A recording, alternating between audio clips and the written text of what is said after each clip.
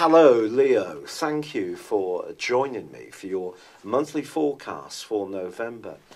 That terrific collection of energy in your zodiac sign through August and July, and also the role of the North Node since May, has certainly given you a lot more strength when it comes to following your own personal purpose.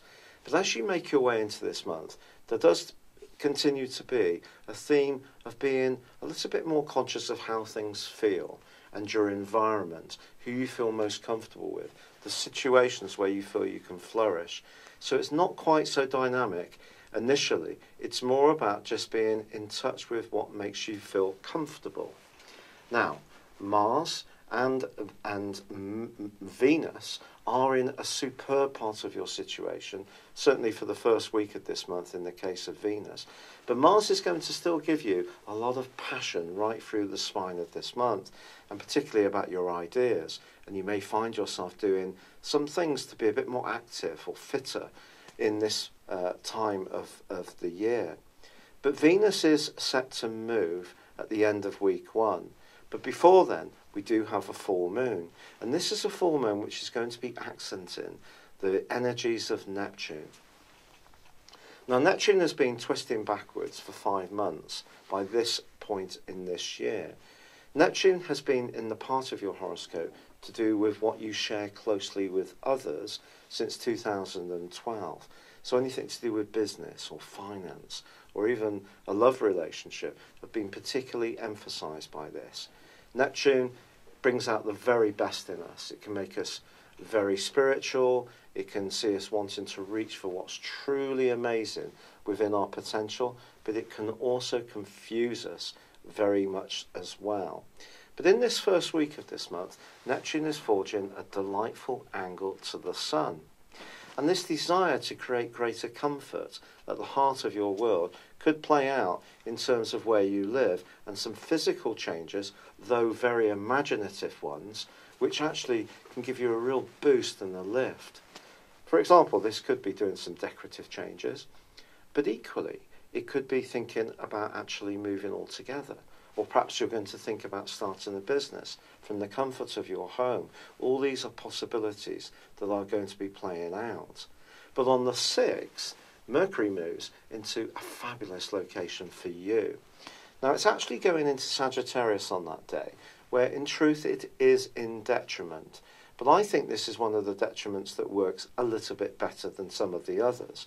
Mercury here is opposite the zodiac sign, or one of the 2 zodiac signs that it rules, which is Gemini.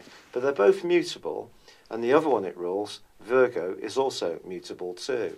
Now, Mercury deals with facts and figures, and it deals with communication.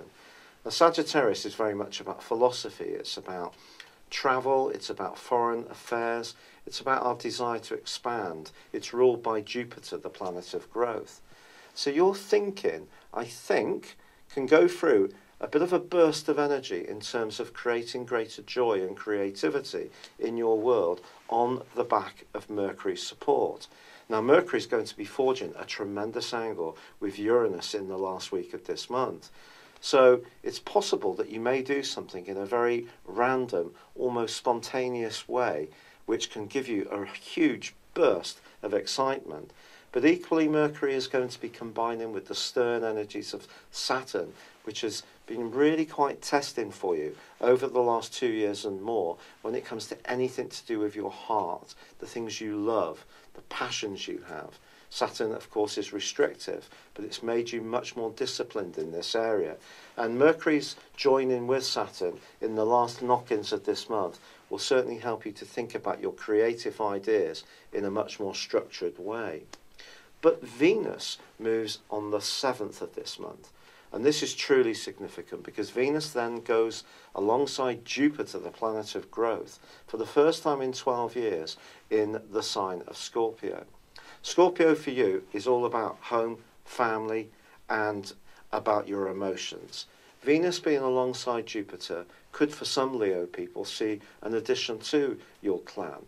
Maybe it won't be you personally, it could be someone, a younger offspring, and that can bring some joyous news. Or there could be some kind of party or celebration, which can be very, very uplifting during this period of time. If you are wanting to make progress in a love relationship, I really feel that your partner needs to tune in to the more caring side of your nature. Although you're a very proud person and you don't easily show your true emotions, I think this can be a good time, a safer time, to let your guard down a little bit. Certainly if you're with someone that you really trust. And if someone does some thoughtful, caring gestures for you, it's something that's going to make your heart sing. But also, Venus is going to be connecting with Neptune. And if you do meet someone at the heart of this month, in whatever context, it could be a reunion with school friends, with college people, it could be getting together with old workmates, it could be a family gathering, as I said before, or meeting someone more romantically. It could be very good for your spirits. However, on the 10th of this month, there is a quarter moon, and this quarter moon occurs in your sign.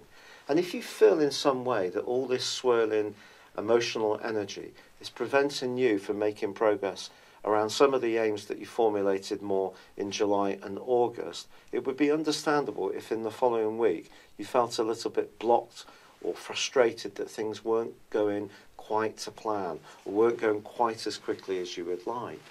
Try to keep the faith. There is actually a brilliant new moon on the 18th, and this new moon is going to bring into power Uranus, the planet of change, which has been giving you more and more desire in recent years to break the straitjacket from anything that's holding you back. But it's possible you may want to break the straitjacket around something that's given you quite a lot of emotional security in the past, and that's a much more difficult transition for any of us to make. But if you're not happy in a particular home, a particular location, town, city, or country, or with a particular set of circumstances in your personal life, this new moon may make you think very carefully about what you want. Because from the 14th through to the 24th of this month, Mars, in that wonderful go-getting part of your scope, is clashing very harshly with Pluto. And this can, I must be honest, create a lot of tension. Since 2008, Pluto's been making you more and more aware of work, health, fitness issues, but also your obligations to others. Its clash with Uranus, which went on for over 3 years, gave you a constant conflict between what you should be doing for others and what you should be doing for yourself. Now that could come up again, but in a slightly different way. It may be a more immediate way that you need to guard your boundaries, that perhaps someone's expecting too much of you, or perhaps you're expecting too much of them, but there could be a tense conversation across those days. I must be totally truthful about it. But then the Sun moves into Sagittarius on the 22nd, and Neptune ends a 5.5 month backward journey. And I think the great thing about the Sun moving into this area is that it gives you an opportunity to enjoy over the next 4 weeks some of the joys of Sagittarius energy, because that has been turned down or toned down since Saturn went through its transit, or began going through its transit, which will end in the middle of December this year through the sign of Sagittarius. Because Sagittarius for you is self-expression, it's creativity, it's flair, it's love, it's your kids, it's whatever you feel really excited about that makes your heart really feel alive. And if that has been stymied somewhat by Saturn, the Sun gives you an opportunity to really embrace what excites you. Now Mercury then goes on to forge that wonderful angle with Uranus, which is asking you to not be held in by your more conservative instincts. And when I say conservative, I mean by sticking with what you know, because you're a fixed sign. It's true, as I said before, that Mercury goes into a much more sober link with Saturn. But there's enough energy towards the end of this month to suggest that you may want to punch out and beyond your comfort zone in some kind of extraordinary way, and you can do it. It's been a real pleasure being with you. Thank you for joining me. Good luck, and goodbye for now. Hello, thank you so much for watching my video. I'd love you to join me at my Horoscope Ace app. You can find this at www.horoscope-ace.com. You can use it through Android, iOS, Apple or Facebook. Check out your ascendant or your moon sign, or download your free birth chart. There's all your favourite videos, plus there are daily, weekly, monthly and yearly horoscopes for general, love, Chinese and Indian astrology. If your passion is tarot, there's my brilliant 3-card money or love tarot readings too. And it's all there at www.horoscope-ace.com. Thank you.